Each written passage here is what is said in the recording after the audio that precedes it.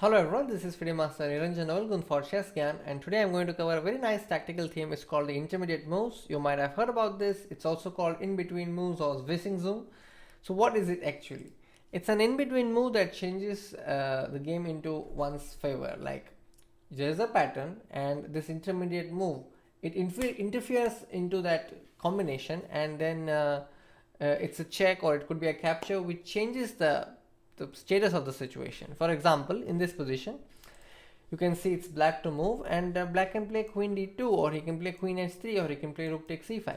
But out of all these moves, it's important that you play queen h3 check first and then take the knight on c5. Why?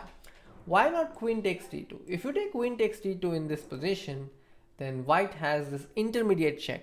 He's not going with the continuation, which is what is normal.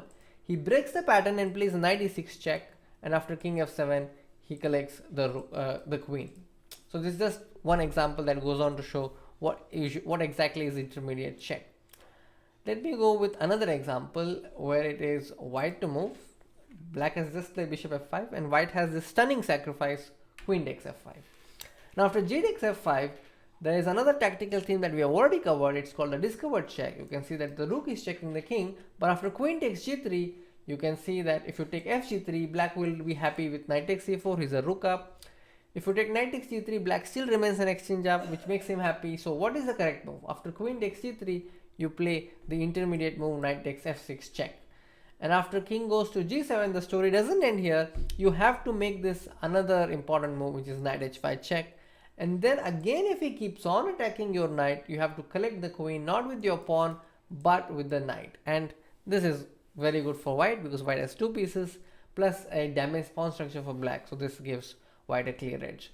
So you see after bishop f5, queen f5, g f5, knight e4, in this is a tactical exchange in succession. But after queen g3, you don't take fg3, but you break the pattern and you play an in-between move or a zoom.